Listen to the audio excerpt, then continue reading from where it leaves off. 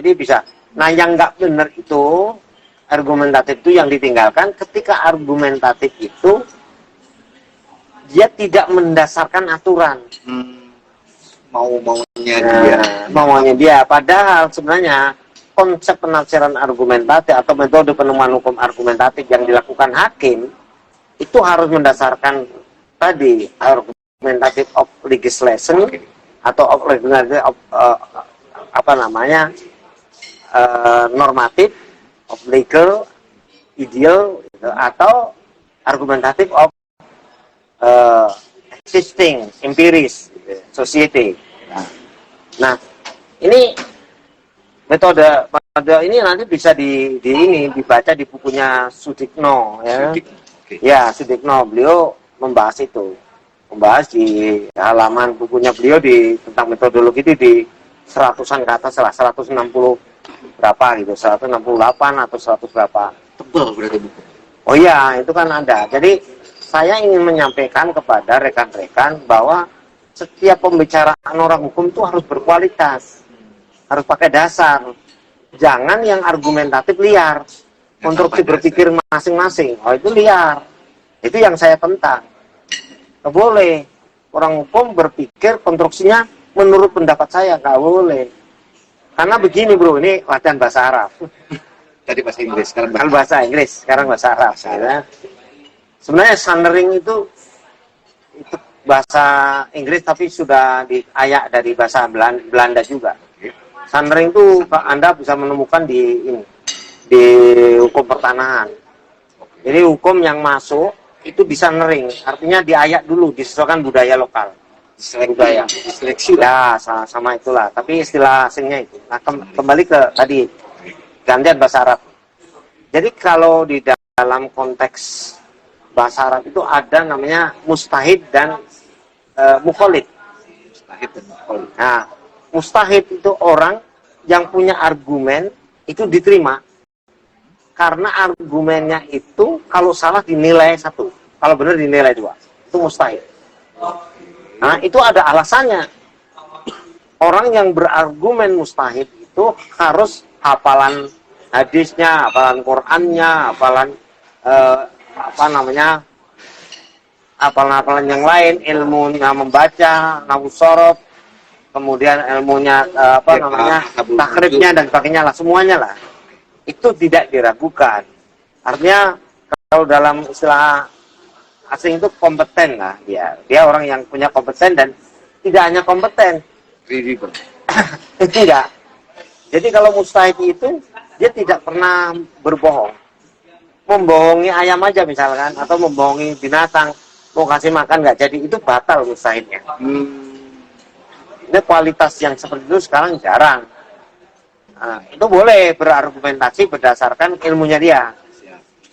Tapi yang kedua namanya mukholid. Mukholid itu pengikut. Nah, dalam konsep tafsir Quran, tafsir hadis dan lain-lain, pengikut itu nggak boleh menafsirkan, tapi menyampaikan tafsiran dia. Nah, ya saya mengikuti siapa? Syafi'i, Imam Hambali, Imam Maliki, Imam Hanafi. Jadi jelas yang kamu ikuti siapa? Imam Syafi'i, misalnya Syafi'iyah. Pendapat dari Imam ya pendapat itu. Ya namanya mazhab. Mazhab. Kita harus mengikut. Kita sebenarnya dalam ilmu hukum itu harus begitu. Jangan menafsirkan suka menurut saya. Emang lu siapa? Ya? Yang bener aja. Kembali ke laptopnya. Nah. Tadi kan Kang Bro bilang untuk mencari keadilan. Jadi yang disampaikan digugat itu untuk dalam mencari keadilan, apa sih yang digugat? Jadi begini, dalam hukum acara tata usaha negara itu berbeda dengan hukum pidana maupun perdata. Oke. Tapi dalam hukum beracaranya itu begini. Kalau di dalam hukum acara TUN ya, tata usaha negara TUN itu kita itu memang ada penggugat tergugat. Oke. Nah, tetapi di situ itu istilahnya itu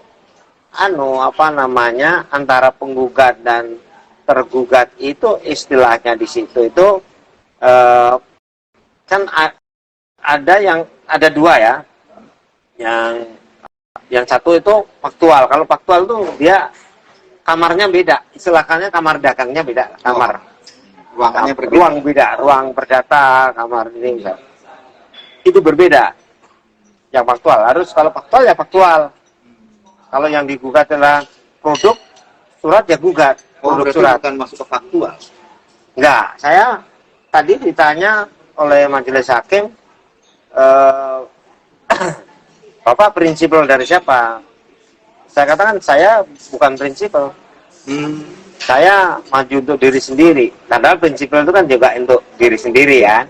Tapi yang dimaksud majelis hakim itu dikira saya pengacara. Oh, Dia suka, wah kalau begitu saya nggak perlu menanyakan apa-apa, nggak bahkan KTP kan sudah bisa ini.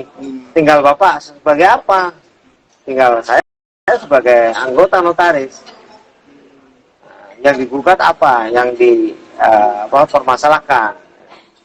Ya saya mempermasalahkan surat ini. Kenapa nggak mau dipermasalahkan mengenai surat PP-nya ini? Karena PP ini bukan organisasi pemerintah, nggak bisa saya turunkan. Oh gitu ya? Iya. Jadi saya yang saya uji di sini adalah suratnya AHU. AHU itu apa? Administrasi hukum umum. Siapa yang digugat ini? Jadi laporin apa? Dirjen AHU.